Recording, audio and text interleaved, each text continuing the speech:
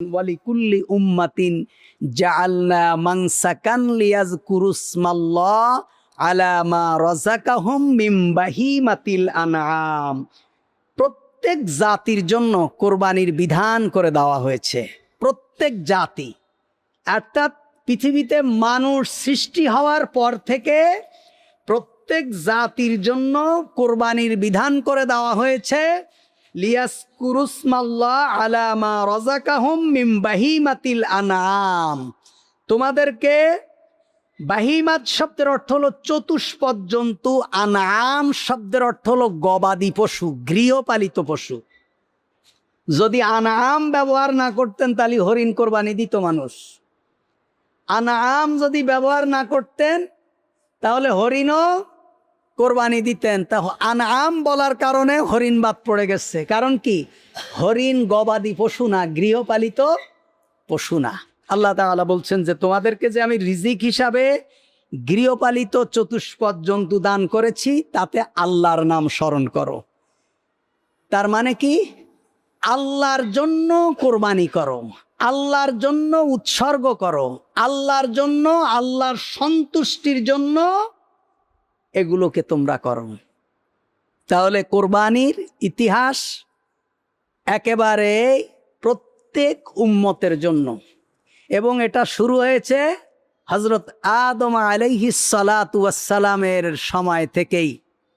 হযরত আদম আলাইহিস সালাতু ওয়াস সালাম এর ব্যাপারে আল্লাহ তাআলা বলছেন যে ওয়াতলু আলাইহিম নাবা আবনা আদামা বিল হক ইজ কররাবা কুরবানান ফাতুকুব্বিলা মিন আহাদিহিমা ওয়া লাম ইউতাকাব্বাল মিনাল আখার ক্বালা লা আকতুলান্নাকা ক্বালা ইন্নামা ইয়াতাকাব্বালুল্লাহু মিনাল মুত্তাকিন। আল্লাহ তাআলা বলছেন যে আদম আলাইহিস সালাতু ওয়াস সালামের দুই সন্তানের সত্য ঘটনাটা তুমি শোনায় দাও। যখন তাদেরকে কোরবানি করতে বলা হলো, তখন তারা কোরবানি করলো। একজনের কোরবানি কবুল করা হলো, অন্যজনের কোরবানি কবুল করা হলো না। তার মানে কি? এই কোরবানির ইতিহাস, ত্যাগের ইতিহাস, আল্লাহর জন্য জবাহ করার ইতিহাস, এটা আদম আলাইহিস সালাতু ওয়াস সালামের সন্তানদের থেকে শুরু হয়েছে। যেই সন্তানদেরকে বলা হয় হাবিল আর কি কাবিল। এই হাবিল আর কাবিল আপনারা তো জানেন সবাই নাকি?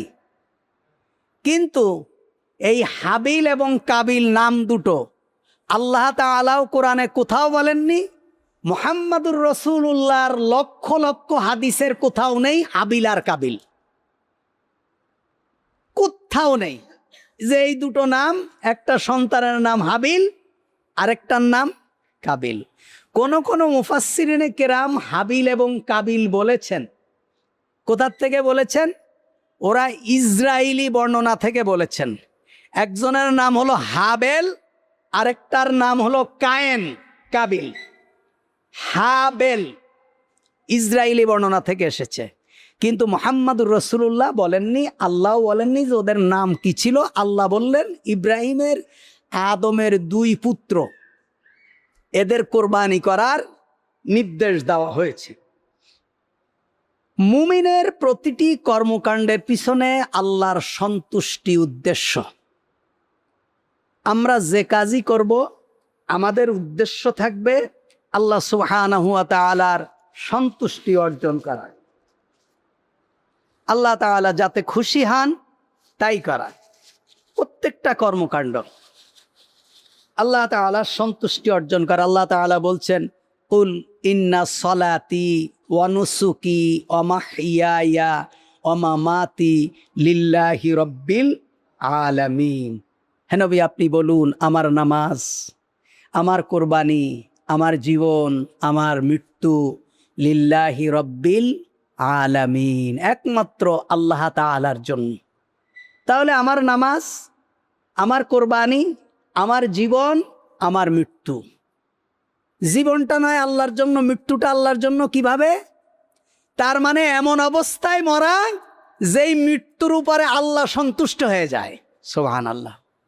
জীবনটাকে এমনভাবে পরিচালনা করার পরে মৃত্যুর দিকে যাওয়া, মৃত্যুর স্বাদ গ্রহণ করা, যে এই মৃত্যুর উপরে আল্লাহ তাআলা সন্তুষ্ট। ইন্না সলাতি ওয়া নুসুকি ওয়া মাহইয়ায়া ওয়া মামাতি লিল্লাহি রাব্বিল আলামিন। আল্লাহ রাসূল সাল্লাল্লাহু আলাইহি ওয়াসাল্লাম বলছেন, মান আহাব্বা লিল্লাহ, যদি তুমি কাউকে ভালোবাসো আল্লাহর জন্য ভালোবাসো, ওয়া আবগাদা লিল্লাহ, যদি তুমি কাউকে ঘৃণা করো আল্লাহর জন্য ঘৃণা করো, তাহলে ভালোবাসাও কার জন্য? আল্লাহর জন্য। ঘৃণা করাও কার জন্য? আল্লাহর জন্য। আপনি যদি কাউকে ঘৃণা করেন আল্লাহর জন্য ঘৃণা করতে হবে। সাহাবায়ে কেরাম মুনাফিকদেরকে ঘৃণা করতেন, ইসলামের দুশ্মনদেরকে ঘৃণা করতেন, এমনকি নিজের সন্তানও যদি ইসলামের বিপক্ষে যায় তার সাথে কোনো সম্পর্ক নেই। বদরের যুদ্ধে একজন বলছেন, যুদ্ধের শেষে বলছেন, বাবা আমি তো আবু জাহেলের পক্ষে যুদ্ধ করেছি, আর আপনি হলেন মুহাম্মাদুর রাসূলুল্লাহ সাল্লাল্লাহু আলাইহি ওয়াসাল্লামের পক্ষে। বদরের যুদ্ধে আপনি আমার সম্মুখে হয়েছিলেন, আমি আপনাকে দেখেছিলাম, কিন্তু আপনি আমার পিতা বলে আমি আপনাকে কিছু বলিনি, আমি পিছন থেকে চলে গিয়েছি। আমি ইচ্ছা করলে আমার তরবারি দিয়ে আপনাকে দ্বিখণ্ড করে দিতে পারতাম। পিতা বললেন, আল্লাহি রাব্বিল কাবা, কাবার রবের কসম কেটে বলছি, তুমি আমাকে দেখে ছেড়ে দিয়েছো, কিন্তু তুমি আল্লাহর দুশমন। যদি আমি পিতা হিসাবে তোমাকে সামনে পেতাম, আল্লাহর দুশমন হিসাবে আমি তোমাকে শেষ করে দিতাম।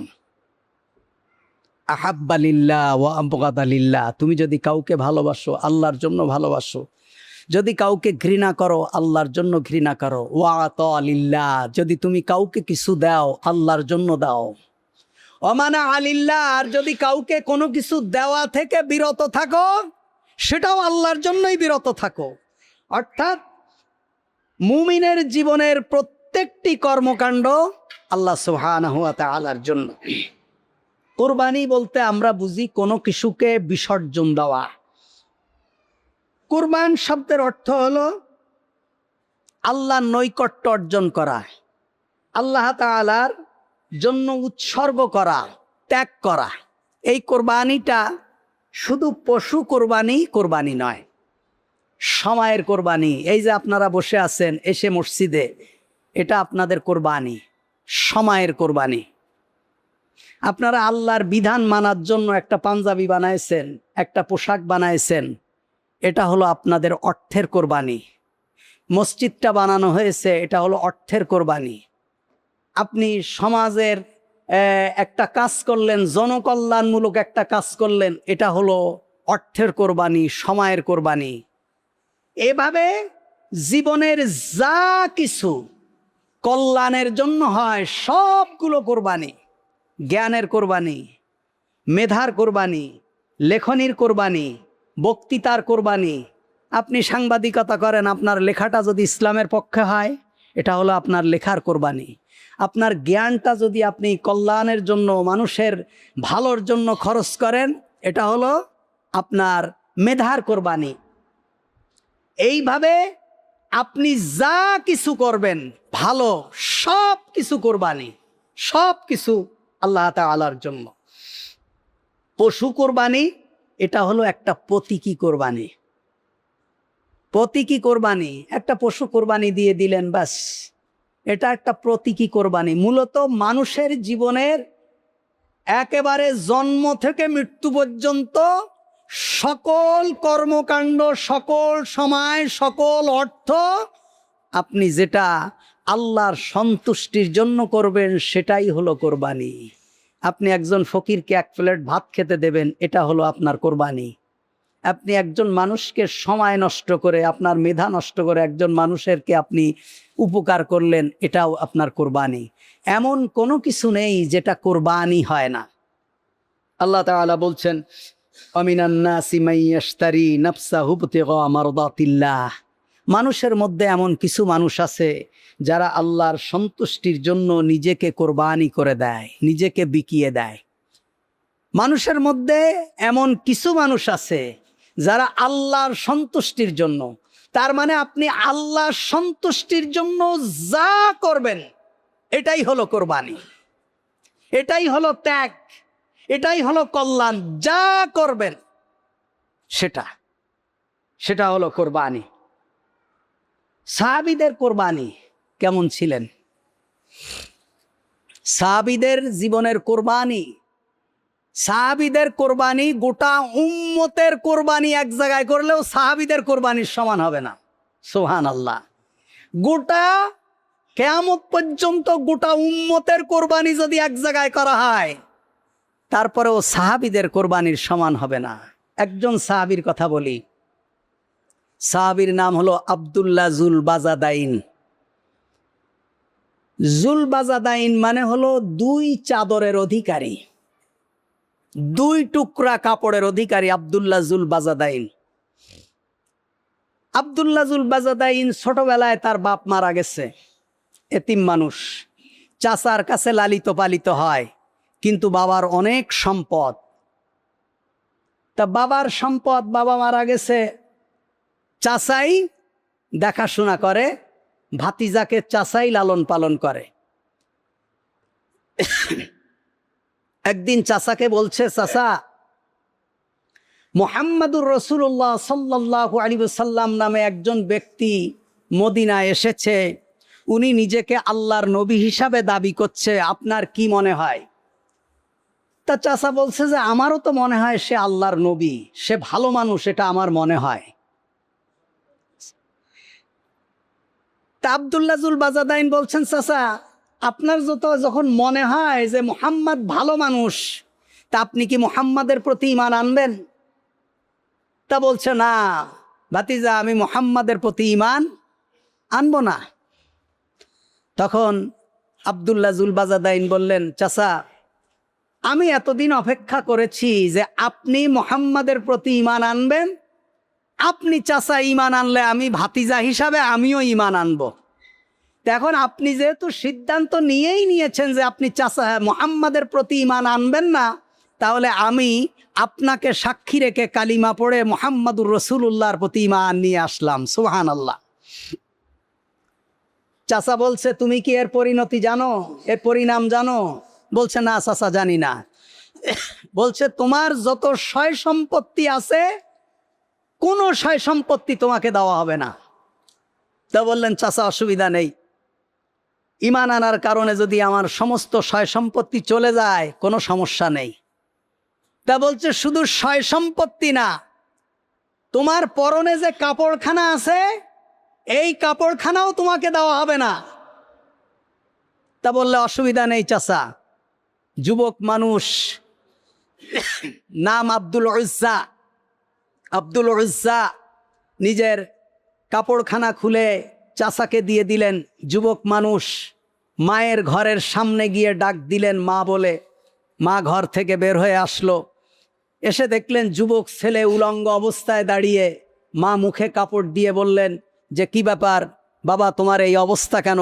বলছে, মা আমি মুহাম্মাদুর রাসূলুল্লাহ সাল্লাল্লাহু আলাইহি ওয়াসাল্লামের প্রতি ঈমান এনেছি। ঈমান আনার কারণে আমার উট, বাছুর, গরু, ছাগল, সয় সম্পত্তি যা ছিল সব কিছু আমার চাচা নিয়ে নিয়েছে, এমনকি আমার পরনের কাপড়খানা দেয়নি। তা তুমি কেন এসেছো? মা আমি আপনার কাছে এসেছি, আমাকে যদি এক টুকরা কাপড় দিতেন, এই কাপড় পরে আমি মুহাম্মাদুর রাসূলুল্লাহ সাল্লাল্লাহু আলাইহি ওয়াসাল্লামের কাছে যেতাম। মা ঘর থেকে একটা চাদর বের করে দিলেন। এই চাদরটাকে দুই টুকরা করলেন, করে এক টুকরা পরলেন আর এক টুকরা গায়ে দিলেন। এই দুই টুকরা কাপড়ের অধিকারী, এ কারণে তাকে বলা হয় আব্দুল্লাহ জুলবাজাদাইন। দুই চাদরের অধিকারী মুহাম্মাদুর রাসূলুল্লাহ সাল্লাল্লাহু আলাইহি ওয়াসাল্লাম ওর নাম রাখলেন, তোমার নাম আব্দুল উজ্জা নয়, তোমার নাম আজ থেকে আব্দুল্লাহ। সুবহানাল্লাহ। মায়ের দুই টুকরা কাপড় পরে মুহাম্মাদুর রাসূলুল্লাহ সাল্লাল্লাহু আলাইহি ওয়াসাল্লামের কাছে মদিনায় গেলেন। গিয়ে বললেন, ইয়া রাসূলুল্লাহ সাল্লাল্লাহু আলাইহি ওয়াসাল্লাম, আমি ইসলাম কবুল করেছি। ইসলাম কবুল করার কারণে আমার উট, ভেড়া, দুম্বা, ছাগল যা ছিল সয় সম্পত্তি সব কিছু আমার চাচা নিয়ে গিয়েছে, এমনকি আমার পরনের কাপড়খানা পর্যন্ত আমাকে দেয়নি। আমার মায়ের চাদরখানা নিয়ে আমি এখানে এসেছি। ইয়া রাসূলুল্লাহ সাল্লাল্লাহু আলাইহি ওয়াসাল্লাম, আপনি আমাকে কালিমা পড়ায় মুসলমান বানায় দেন। আল্লাহ রসুল সাল্লাল্লাহু আলাইহি ওয়াসাল্লাম আব্দুল উজ্জাকে মুসলমান বানিয়ে বললেন, তোমার নাম হলো আব্দুল্লাহ, এবং তাকে আসহাবে সুফফার সাথে থাকতে দিলেন এবং বললেন ওকে কোরআন শিখাও, কোরআন পড়াও। কিছুদিন পর আসহাবে সুফফার লোকেরা নবী করিম সাল্লাল্লাহু আলাইহি ওয়াসাল্লামের কাছে নালিশ করলেন, ইয়া রাসূলুল্লাহ সাল্লাল্লাহু আলাইহি ওয়াসাল্লাম, এই আব্দুল উজ্জা এত জোরে কোরআন পড়ে, এত চিল্লায় চিল্লায় সারা রাত কোরআন পড়ে যে আমরা আর ঘুমাতে পারি না। ইয়া রাসূলুল্লাহ সাল্লাল্লাহু আলাইহি ওয়াসাল্লাম, আল্লাহ রসুল বললেন, শোনো আমার সাহাবীরা, এই আব্দুল উজ্জা ইসলাম কবুল করার অপরাধে তার সয় সম্পত্তি, উট, গরু, ছাগল, ভেড়া, দুম্বা সব কিছু হারিয়েছে, এমনকি পরনের কাপড়খানা হারিয়েছে। সুতরাং তাকে তোমরা চিল্লায়ে কোরআন পড়তে দাও, তাকে থামতে বলো না। সুবহানাল্লাহ। এই আব্দুল উজ্জা, ওহুদের যুদ্ধ ইতিমধ্যে বিরাট লম্বা ঘটনা। আমি সাহাবীদের কুরবানির কথা আপনাদেরকে শোনাচ্ছি যে সাহাবীরা কি পরিমাণ কোরবানি করতেন। একজন সাহাবীর কোরবানি গোটা উম্মতের কোরবানির সমান হবে না। ওহুদের যুদ্ধের তাবুকের যুদ্ধের দামামা বেজে গেছে। আব্দুল উজ্জা আল্লাহ রসুলের সামনে গিয়ে বললেন, ইয়া রাসূলুল্লাহ সাল্লাল্লাহু আলাইহি ওয়াসাল্লাম, আমার জন্য একটু দোয়া করেন, আল্লাহ তাআলা যেন এই তাবুকের মাঠে আমাকে শহীদ হিসাবে কবুল করে। আল্লাহ রসুল গাছের একটা চামড়া নিলেন, আব্দুল্লাহর হাতে বেঁধে দিলেন, বেঁধে দিয়ে বললেন, আল্লাহ, এই আব্দুল্লাহর রক্তকে কাফেরদের জন্য আমি হারাম করে দিলাম। তখন আব্দুল উজ্জা কাঁদছে আর বলছে, ইয়া রাসূলুল্লাহ, আমার খুব আশা ছিল আমি জিহাদের ময়দানে শহীদ হয়ে যাব, আপনি আমার রক্ত কাফেরদের জন্য হারাম করে দিলেন। আল্লাহ রসুল বললেন, তুমি যে অবস্থায় মারা যাবে আল্লাহ তাআলা তোমাদের শহীদের মর্যাদা দেবে। কিছুদিন পরে আব্দুল উজ্জা ইন্তেকাল করলেন। আব্দুল্লাহ ইবনে মাসউদ বলছেন যে আমি রাতের বেলায় আব্দুল উজ্জাকে কবর দেওয়া হচ্ছে, আমি আলো নিয়ে দাঁড়িয়েছিলাম, টিম টিম করে আলো জ্বলছিল। হজরত আবু বকর এবং হজরত ওমর এবং নবী করিম সাল্লাল্লাহু আলাইহি ওয়াসাল্লাম তিনজন কবরের মধ্যে নামলেন এবং আব্দুল্লাহ জুল বাজাদাইনের লাশখানা কবরের মধ্যে রেখে আল্লাহর রসুল বললেন, আল্লাহুম্মা ইন্নী আমসাইতু আনহু রাদিয়ান ফারদা আনহু, আল্লাহ, এই সন্ধ্যা পর্যন্ত আমি আব্দুল্লাহর উপর সন্তুষ্ট, তুমিও সন্তুষ্ট হয়ে যাও। সুবহানাল্লাহ। আব্দুল্লাহ ইবনে মাসউদ বললেন, আফসোস করে বললেন, আল্লাহ, আজকে যদি এই কবরে আব্দুল উজ্জার লাশ না রেখে, আব্দুল্লাহর লাশ না রেখে, আব্দুল্লাহ জুল বাজাদাইনের লাশ না হয়ে যদি আমি আব্দুল্লাহ ইবনে মাসউদের লাশ হতো, তাহলে কতই না ভালো হতো। আমার এই ঘটনা বলার উদ্দেশ্য হলো, এটা হলো ত্যাগ, এটা হলো কোরবানি, এটা ছিল সাহাবীদের কোরবানি। আল্লাহ তাআলা বলছেন, তোমা ইন্নাল্লাহ আশতারা মিনাল মুমিনিনা আনফুসাহুম ওয়া আমওয়ালাহুম বিআন্না লাহুমুল জান্নাহ, মুমিন তো তারা যাদের জান এবং মাল আল্লাহর জান্নাতের বিনিময়ে ক্রয় করে নিয়েছেন। সুবহানাল্লাহ। মুমিনদের জান এবং মালকে আল্লাহ তাআলা জান্নাতের বিনিময়ে ক্রয় করে নিয়েছেন।